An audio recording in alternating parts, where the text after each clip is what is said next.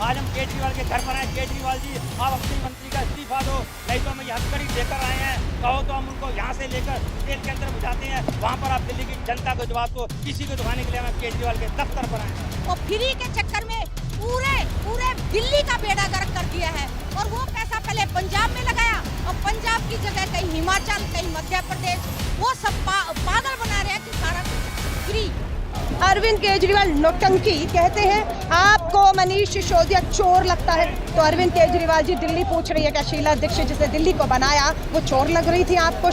शर्म आनी चाहिए इस बेईमान को, राष्ट्र से माफी मांगनी चाहिए और हमारे जो देश के सपूत हैं, जो रोल मॉडल हैं, इनका उपयोग करना बंद करें अपनी ओछी और दूषित भ्रष्टाचारी राजनीति के लिए।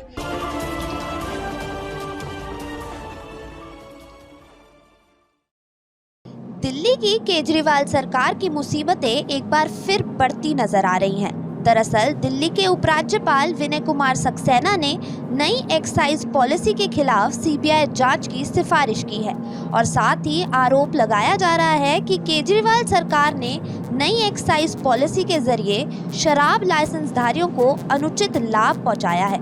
अब इस पूरे मामले के चलते एक बार फिर आम आदमी पार्टी विपक्ष के निशाने पर आ गई है।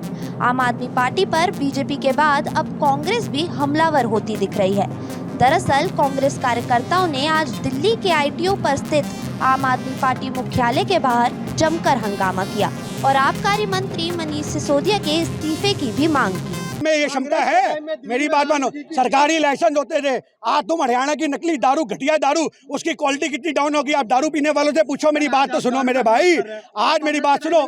अरे हमने कब मना करा? तो आप अपने घर में एक काम करो, आप अपने आपके 2 कमरे होंगे ना, आप अपने घर में भी एक दारू का ठेका खुलवा लो और वहीं पे टंकी लगा के बुक बना के पिया करो। ये चीज का विरोध है।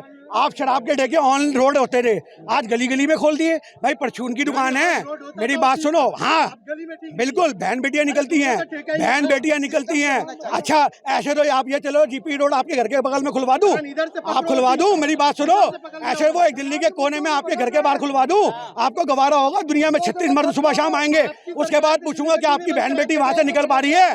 मैं उसके बाद आपसे पूछूंगा, मैं आपसे पूछूंगा उस समय कि आपकी बहन बेटी निकल पा रही है। आप इस चीज को देखना, जब हमारी देश की बहन बेटी सुरक्षित नहीं है, क्यों ना ना ना बात कौन काट रहा है? हम तो जायज बात कर रहे हैं।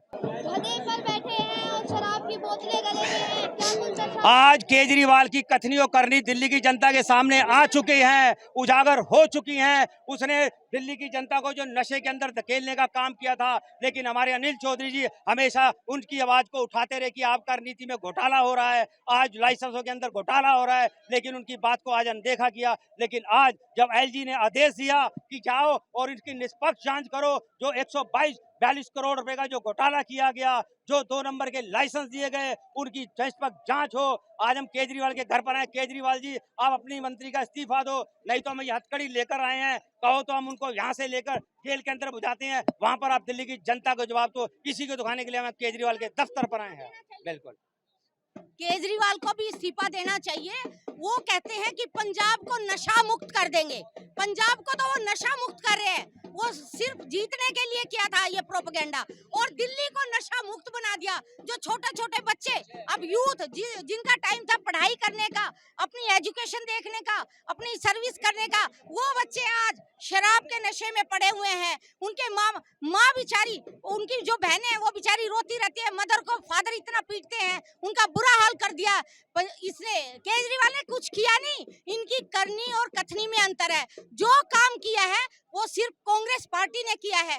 जो 15 साल में जो कांग्रेस पार्टी ने किया, चाहे कोई भी काम हो, चाहे हॉस्पिटल हो, शिक्षा का क्षेत्र हो, चाहे मेट्रो हो, और मैं आपको बता देना चाहती हूँ, द्वारका में 1700 बेड का एक हॉस्पिटल श्रीमती शीला दीक्षित जी ने बनाया था इंदिरा जी के नाम से, लेकिन वो कोरोना के टाइम में केजरीवाल ने उसको चलाया नहीं। अगर वो चलाता है तो बहुत सारी बहनें जिसके भाई चले गए, बहुत सारी बहनें जिनके पति चले गए, उनकी काफी लोगों की मौत से बचाव हो सकता था, लेकिन केजरीवाल ने कुछ किया नहीं।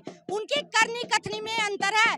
यहाँ का जो पैसा है वो पहले पंजाब में लगाया, और अब यहाँ का जो पैसा है यहाँ से दिल्ली से कमा के अब जो कर रहे हैं ना शराब नीति, यहाँ से एक के साथ एक फ्री, बच्चों को बर्बाद कर रहे हैं, परिवार को बर्बाद कर रहे हैं। वो कहते हैं कि हम फ्री, और फ्री के चक्कर में पूरे दिल्ली का बेड़ा गर्क कर दिया है। और वो पैसा पहले पंजाब में लगाया, और पंजाब की जगह कहीं हिमाचल, कहीं मध्य प्रदेश, वो सब पागल बना रहे हैं कि सारा कुछ फ्री।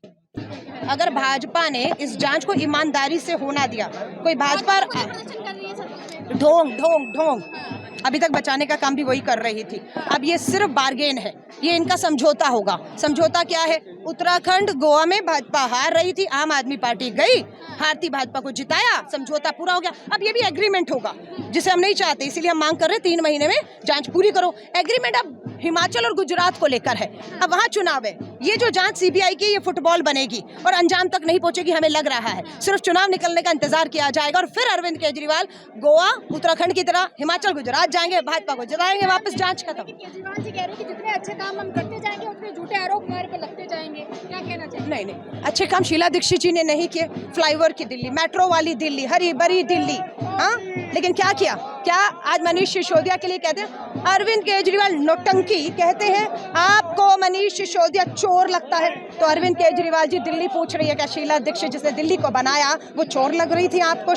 15 साल राज के एक विधायक का नाम तो बताइए, एक मंत्री का नाम तो बताइए। शीला जी के 15 साल में जो जेल में हो, आज आपने झूठा बदनाम किया है। कट्टर ईमानदार व्यक्ति है, कैसे ये कट्टर ईमानदार कौन है, ये कैसे तय होगा?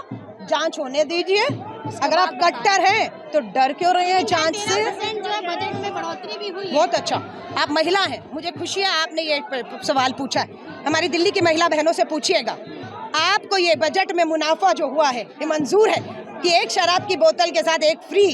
हाँ, आपके बच्चों के हाथ में शराब दे दी, घर घर मोहल्लों में शराब खोल दी, उम्र कम कर दी है।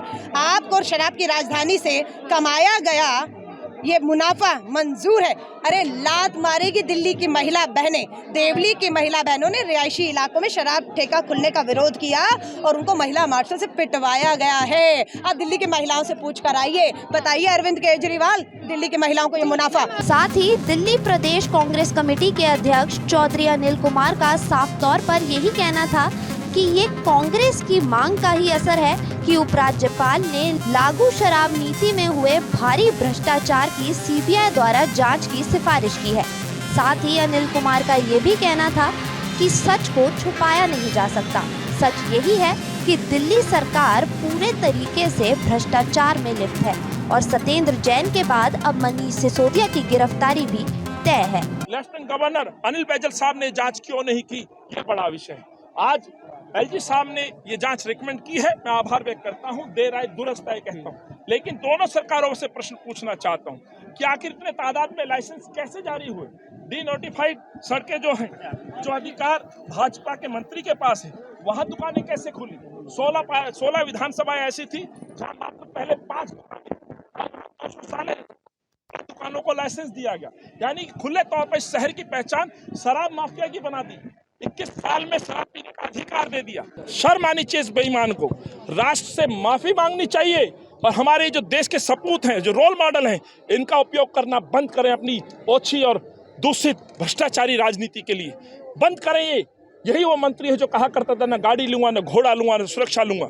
आज वही मंत्री अपने गुनाहों को बचाने के लिए भगत सिंह का प्रयोग करता है। भगत सिंह जी जहां भी होंगे शीर्षण स्थानों में, आज शायद खून के आंसू रो रहे होंगे कि मैंने युवाओं के लिए लड़ाई इसलिए नहीं लड़ी थी कि दिल्ली में 21 साल के बच्चों को हम दारू शराब पिलाने का अधिकार देंगे। तो राष्ट्र से माफी मांगे।